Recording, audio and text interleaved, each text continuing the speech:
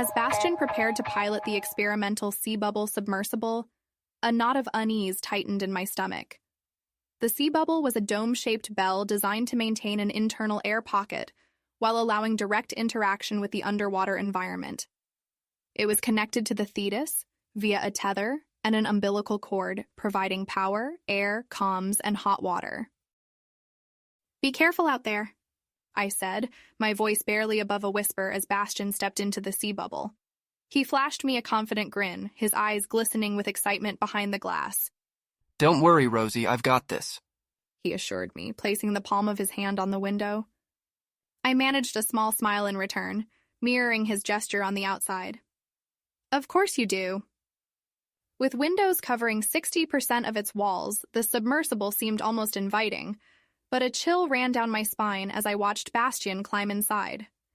The air felt thick with an unspoken tension, and the metallic tang of the ocean filled my nostrils. Alcipe provided Bastian with instructions, her voice calm and steady over the comms. "Bastian, we've hidden a real Minoan artifact on the seabed, a signet ring related to the Phaistos disk. We believe in epigenetic memory transfer, the idea that experiences and memories can be passed down through generations via molecular changes to DNA. Somewhere in your intergenerational memory, you should feel the artifact's powerful presence and be able to locate it." I couldn't help but object, my skepticism kicking into high gear. Epigenetic memory transfer? Seriously? There's no concrete scientific evidence to support that theory? They are like the small truths hidden in the myths shared through our cultural memory. Tiny footprints carved in our genes, connecting us with the lived experiences of our ancestors. Bastian, seemingly unfazed by my doubts, flashed a grin. "So I'm supposed to use my spidey senses to detect some ancient piece of jewelry?" He chuckled, his tone effervescent with mirth. "All right, I'll give it a shot. What's the worst that could happen?" As Bastian navigated the sea bubble through the turbulent waters, the storm raging above turned the sea into a roiling, unpredictable mass. The submersible's tether allowed him to explore up to 50 meters away from the Thetis, but the currents grew stronger with each passing minute.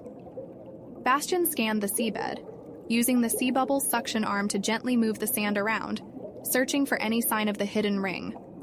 Minutes ticked by, and the tension in the control room grew palpable. Regina, her eyes fixed on the video feed, leaned in close. "Bastian, try to rely on your instincts, your gut feeling. Don't overthink it." Bastian's voice crackled over the comms, frustration evident in his tone. "I've searched every inch of this area, but there's nothing here, just sand and rocks." Suddenly, a powerful current slammed into the sea bubble, sending it careening off course. Bastian fought to regain control, his hands flying over the controls as he struggled to stabilize the submersible. With a deep breath, Bastian put on his full face mask, turned its camera on, and checked his gear one last time. "I'm going out there. I can cover more ground on my own." Before anyone could object, Bastian opened the hatch of the sea bubble and propelled himself into the inky depths. The currents buffeted him from all sides, threatening to tear him away from the submersible's tether. But Bastian fought against the invisible forces, his movements precise and purposeful as he scanned the seabed. Long, agonizing moments passed, and I found myself holding my breath, my eyes glued to the video feed as Bastian searched the murky depths. "This is hopeless. My tank is almost empty." Use your gut, not your head. "All right, Ham. Close your eyes and relax. Let the ghosts of Christmas past do the work." He inhaled so deeply I could almost feel his breath. "Will you please help me out, my dear Yaya?"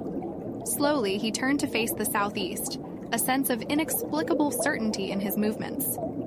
With renewed purpose, he swam forward, his hands skimming the sandy bottom until his fingers brushed against a small, circular object. As he brushed away the sediment, the ring's intricate spiral design came into focus, the unknown symbols glinting in the dim light filtering through the water. But as he turned to make his way back to the sea bubble, a violent tremor rocked the submersible. The powerful currents, born from the storm raging above, slammed into the sea bubble with a force that sent it careening off course. Bastian, caught in the middle of the maelstrom, fought desperately to reach the safety of the submersible. As he entered the hatch, the currents intensified, ripping the oxygen tanks from their moorings and sending them tumbling out of the open latch and into the depths below. Panic gripped me as Bastian's voice erupted from the speakers. Mayday, I've lost control, the currents, I've hit the rocks, and I've lost my tanks. My heart seized as his voice faded, replaced by an ominous silence. On the video feed, I saw the sea bubble lying on its side, the umbilical cord twisted and tangled around a jagged outcropping, precious bubbles escaping into the sea. Elizebeth sprang into action, her voice sharp as she barked orders and suited up for a rescue mission. Regina, warn the Calypso, we need help down here. But even as she prepared to dive, I could see the grim reality of the situation etched on her face. The cable is badly tangled and damaged. He's losing oxygen too fast. I'll do my best to fix it, but... She didn't need to finish the thought. If she couldn't patch the air cable, Bastian would soon run out of air. Why don't you just use your spare regulator to bring him back? Elizebeth shook her head. The sea bubble has drifted too far from the Thetis. Trying to swim back with Bastian in these currents would be too risky. Our best chance is for me to repair the umbilical cord and tether so we can pull the sea bubble back to the habitat. At that moment, a fierce determination overtook me. I couldn't let Bastian face this alone. I'm going out there, I declared, already reaching for my diving gear. I can take a spare tank. It will weigh you down. You won't get there on time. Elizebeth warned, frantically putting on her own gear. Then I'll share mine with him until you can get the cable patched, I countered, mimicking her every move. Is this set up correctly? I pointed at the dive computer on my wrist. Elizebeth paused, her eyes searching mine. Have you dived before? I swallowed hard. Once in Mexico, I admitted. I'll be fine. Regina stepped forward, her face pale with worry. Amalia, no. If Elizebeth can't fix the cables, you'll both be stuck down there. I knew the risks, but my resolve didn't waver. I have to try. I can't leave him there to die. Call for help, please. After a quick briefing from Elizebeth, I plunged into the icy depths. The water hit me like a physical blow, stealing my breath, but I pushed forward, my heart pounding with a single desperate thought. Please, let him be alive. The sea bubble's hatch was still open when I reached it. I pushed myself inside the cramped interior, my heart stopping at the sight of Bastian slumped against the far wall, his eyes closed and his face pale. For a horrifying moment, I thought I was too late. But as I pulled him close, I felt the faint flutter of his breath against my cheek. I took my mask off, keeping a tight hold on the two regulators. Bass, I called, shaking him gently. Wake up. Please, wake up. His eyelids fluttered and he looked at me with unfocused eyes.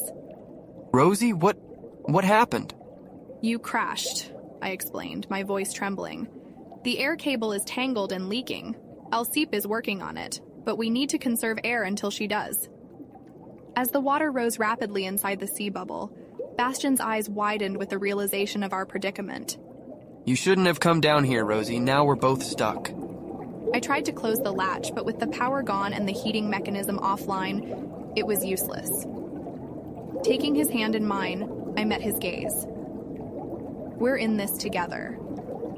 Handing him my spare regulator, we huddled close, our breaths growing more labored as the cold seeped into our bones. Bastian turned to me, his eyes filled with an emotion I couldn't quite place. Amalia, if we don't make it out of here, I need you to know... Don't talk, we need to conserve the oxygen. But he pressed on. I need to tell you that I didn't betray your trust, at least not intentionally. I love you. He finally said, leaning over to kiss my lips. Bas, My words were cut off by a sudden rush of fresh air filling the sea bubble. We gasped in surprise as Elizebeth's voice crackled over the radio. I've got the cable patched and the tether untangled. Sit tight. I'm bringing you both back to Thetis. As the sea bubble began to move through the water, exhaustion washed over me. The last thing I remember is Bastian's arms around me, holding me close as we glided towards the safety of the Thetis.